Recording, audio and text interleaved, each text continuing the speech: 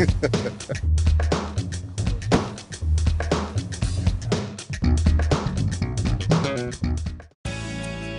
our first stop out of Chicago was Wilmington, and we went to the launching pad. And the launching pad they're known for their big statue holding a rocket ship.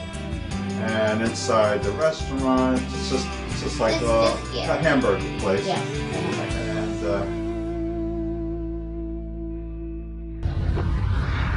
And here we are in Wilmington, Illinois, at the famous Launching Pad Cafe. Home where you'll find the Gemini Giant. The Launching Pad Cafe is a landmark on Route 66.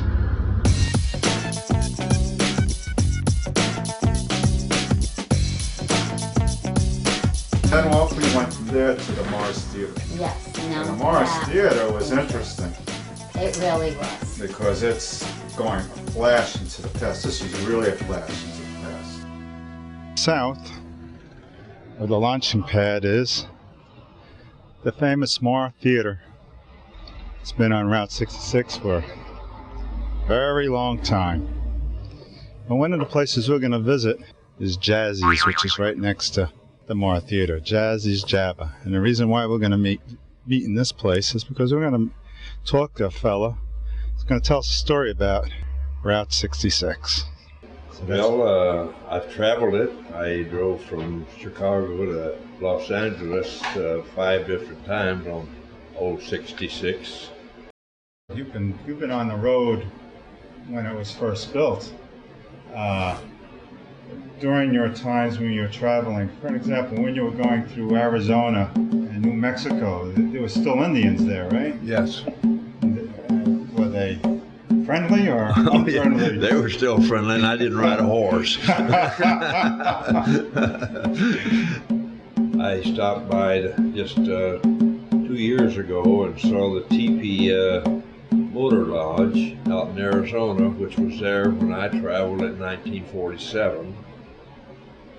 And we tried, my wife and I tried to get off a new 66 on the old 66 every chance we could, going back out to see if the things were still the same. And the majority of them were very antique-ish looking and maintained that way. When they were building 66 and I lived here in Wilmington, and I was dating a girl in Coal City. They had the overpass on over 55, but it wasn't connected to either end, so you had to detour down over and go up and over the new 66 roadway in order to come up on the other side to get to Coal City. Did you have to always travel through Oakman and mining towns before you went in Arizona, as you went through Needles, right? Oh yeah. Then you had to go up a big Mm-hmm. mountain, right? Is that the way you had to travel? Yeah. You had no choice, right? No. And so those roads were very treacherous. Well, they were, and the big trucks weren't as safe as they are now either. And I never will forget one time I was coming down the mountain and watching where I'm going for all these hairpin turns, and I'm driving slow. And I looked in the rearview mirror, and all I could see was the grill of the truck. I couldn't see no more except that great big grill. And it wasn't a pleasant sight because I didn't want to go any faster, and he was pushing me. So it was things like that that made the trip exciting. I bet.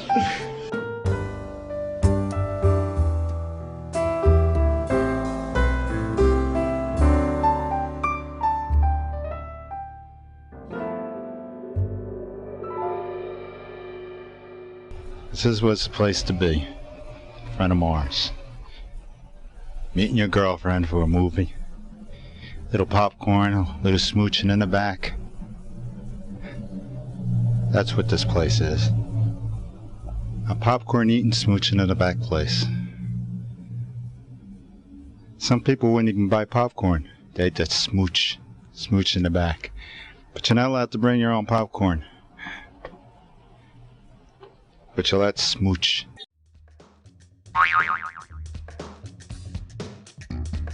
The theater was built in 1934, and it was built by the Butcher family. They were local farmers and the families. MAR stands for Mini A Rink. Its big claim to fame was chilled air. Didn't have air conditioning, it had water chilled air. Which was your 1934 air conditioning. The projection room that you saw upstairs with the big camera, and there was steel doors that had to be closed before the projectionist could run the thing.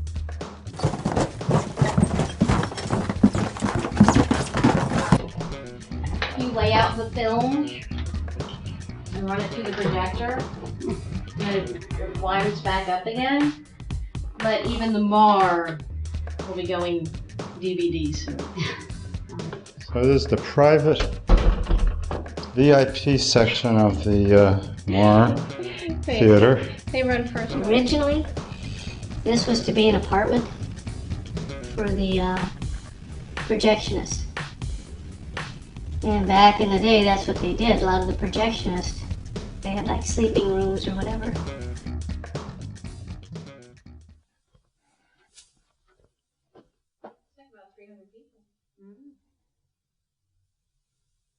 It's quiet.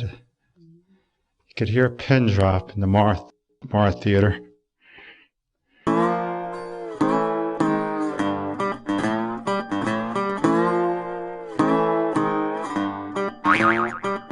Jim Spacuzza came to Wilmington and wanted to put up Lickety Split ice cream shop. He was looking to capture the old Route 66. This is the Eagle Hotel, one of the oldest hotels in Illinois. It was part of the Underground Railroad. There's Claire's Corner. Claire's was recently dedicated by the city of Wilmington to Claire Rowland. On the rock there by the flag is the dedication plaque to her. The rustic, that little bitty teeny tiny American flag. This is a very popular stop along the route for the biker community, is the rustic. This is the antique area for Wilmington, though as time is going on, we are getting different types of stores moving in here, but this is what we still consider the antique district.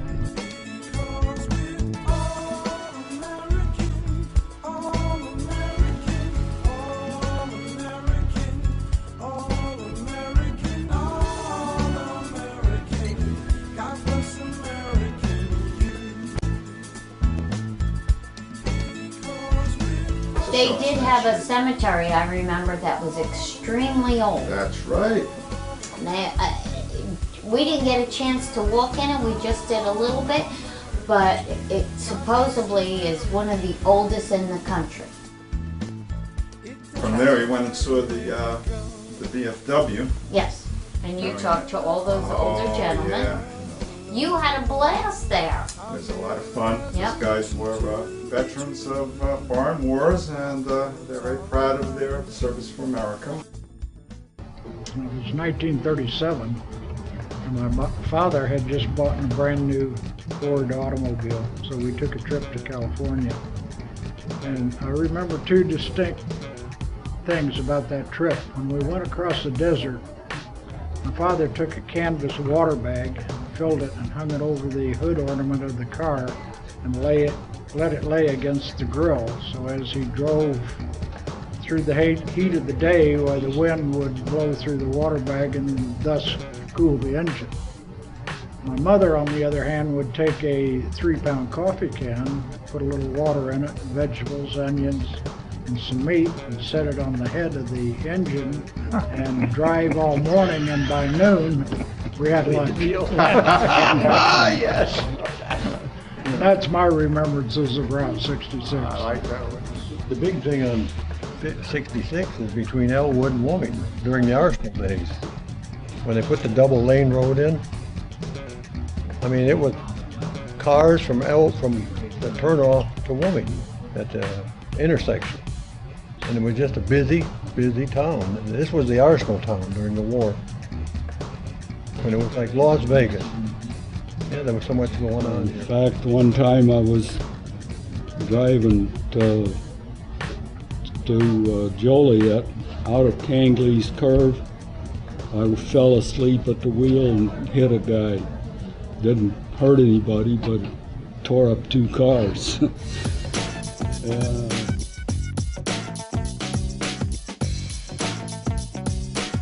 Braidwood, as we had booked that in, Yep. was closed because it was Sunday when we were there. Yeah, yeah. And they had all these like Betty Boops and the Blues And Brothers Elvis and- Presley statues, Yeah, human-sized statues.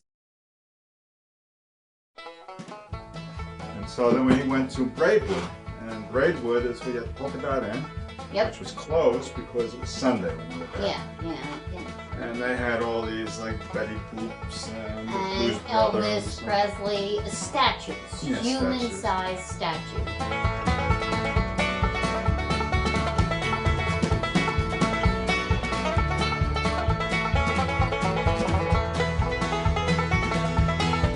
And so they had celebrated Route 66 there. Yep.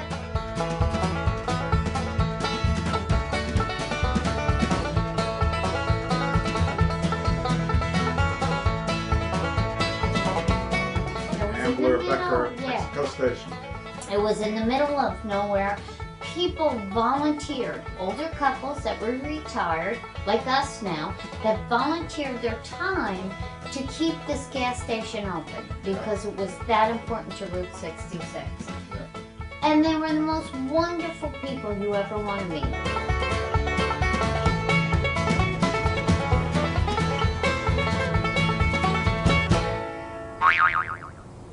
We're on Route 66 in Dwight, Illinois, in front of a renovated Texaco station. And I'm speaking to Jim Donovan. Jim Donovan. Jim Donovan, you run this place, right? Oh, we volunteer to keep it open. And how old is this Texaco station? 1933 it was built. And it's just exactly as you see in pictures inside. It's just exactly like it was back then, except the pumps are a little more modern than they were back there. I Tried to make see. it like it was. So the pumps that we originally filmed in the beginning of the shoot in front of the station right here, they replaced these These pumps. here, yeah, because it was a Correct. Marathon at the very end, but it was always Texaco before. The Texaco up here didn't have business much anymore. The Marathon kind of took it over. And this is all set up just like we would have had it, seen it if we Yes, traveled sir, exactly the in same. the 50s or something. The old counter there is the same, and the cash register. The old uniforms in the old days they worked, and this fellow there was the first one that leased the place. He had This his- man right yeah, here? mhm. Look at that. See, this is the way it was to begin with no additional building out there. After when they built This is that the on. original. Mhm. There was regular and Sky Chief, which had a little more power to it than the regular gas. Which and the signs here, one is 33 cents and the other is 49 cents. Wouldn't that be nice? Yeah. Yeah, when I started driving, it was 24 cents. You know, what it is two cargo, like they put on the freight trains, the Yes. ship, stacked on top of each other. Oh, really? Yeah, it's solid, solid steel, so it ain't gonna go nowhere very easy. How long has that been there, do you know? Oh, probably 6-8 years or more. Oh. At one time, there was 3 gas stations here when I was young. The Standard over there and a Phillips over there, all at the same time. Of course, this was the only road back then. And now, So that's nothing like the original station? oh no, no. This is the only one that's left that's original. And then we went to a road, part of Route 66. It's on the side of the road, Right. undrivable. Some of them But were, you can get out of your car and you can walk on it. and that's what he did. And you can look at it, you can feel it, you can touch it. And we don't know how long this stuff is going to be around, but... We're between Dwight and Pontiac in Illinois, and we're driving around Route 66 when we discovered this piece of original roadbed that is just abandoned and to the side. And that's where we are right now. with the grass and the weeds growing out between the cracks of the road. This piece of Route 66 is being reclaimed by nature. We traveled to a few small towns before we got to Pontiac, and we saw a few gas stations, because you'll see them all over the place. All over the place. And stop in, because they have memorabilia, they have little things, a little knowledge. Standard oil station. Yeah, it was very interesting.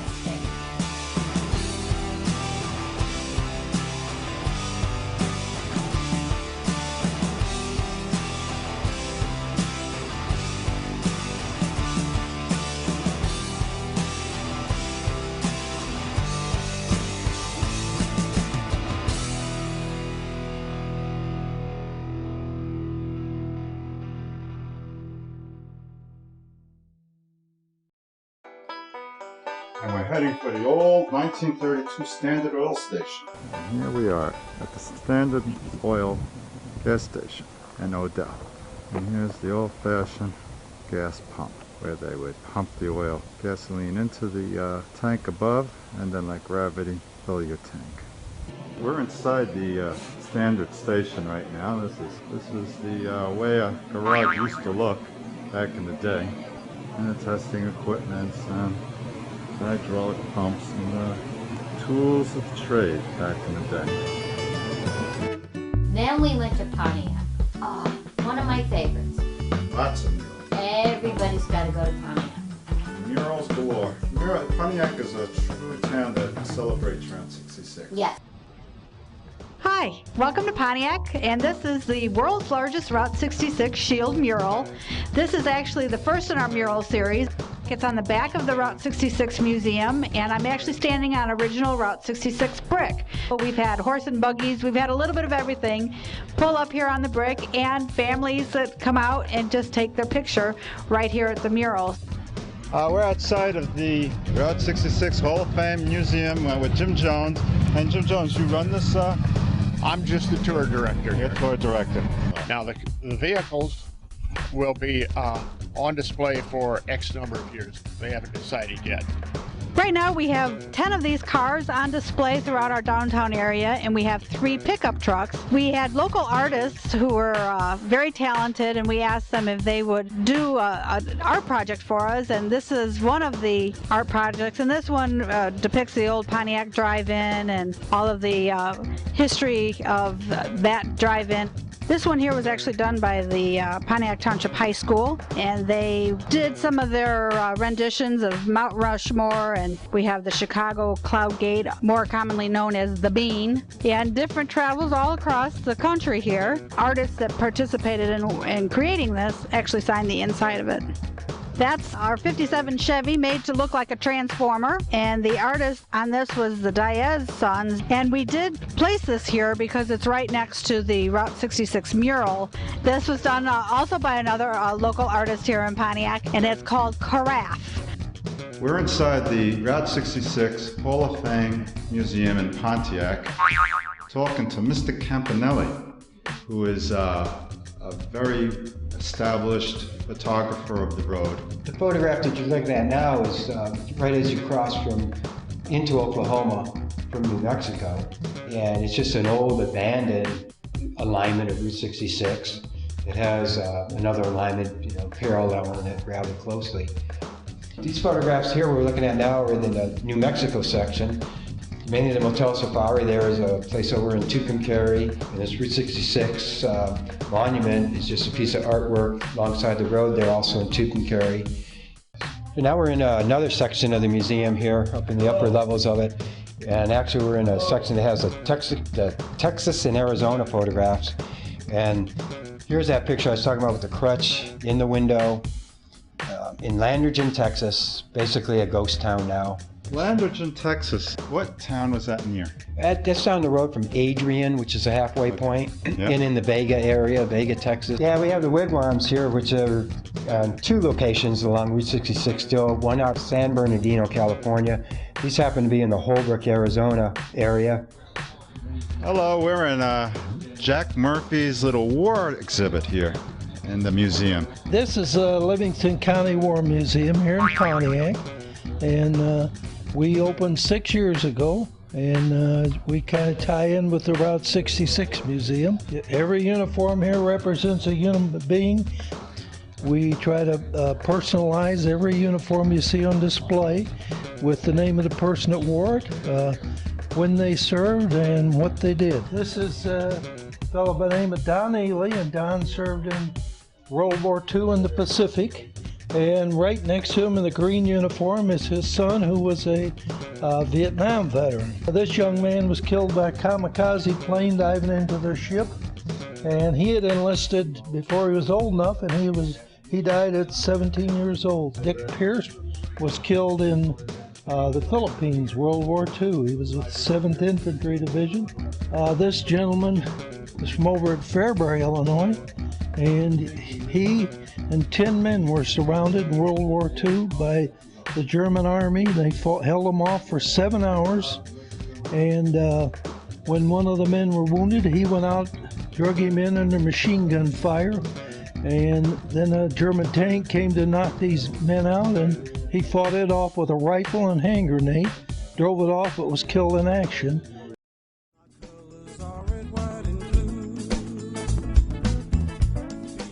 Well, Holly, what's coming up in the next episode?